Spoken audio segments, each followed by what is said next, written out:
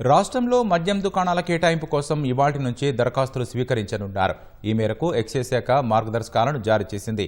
2025 December 1 నుంచి 2027 November 30 వరకు 2 ఏళ్ల కాలానికి కొత్త లైసెన్సులు ఇవ్వనుంది. కొత్త మద్యం దుకాణాలకు దరఖాస్తు రుసుం 3 లక్షల రూపాయలుగా నిర్ణయించింది. 2620 కొత్త మద్యం దుకాణాలకు నేటి నుంచి అక్టోబర్ 18 వరకు దరఖాస్తులు స్వీకరించనుంది. మద్యం దుకాణాల కేటాయింపునకు అనుసరించాల్సిన ప్రక్రియను సిద్ధం చేయాలని అధికారులకు స్పష్టం చేసింది. దరఖాస్తుల రద్దీని దృష్టిలో పెట్టుకుని ప్రతి 5 నుంచి 10 దుకాణాలకు ఒక కౌంటర్ ఏర్పాటు చేయాలని అధికారులకు ఎక్సైజ్ శాఖ కమిషనర్ ఆదేశాలిచ్చారు. దరఖాస్తులో gazette serial number, location, tax slab, PAN number, Aadhaar number, original DD లేదా చలానా జత చేయాలని చెప్పింది.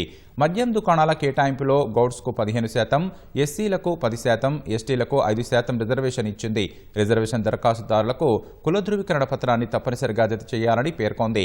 అక్టోబర్ 23న లాటరీల ద్వారా ఎంపిక చేయనున్నట్లు ఎక్సైజ్ శాఖ వెల్లడించింది.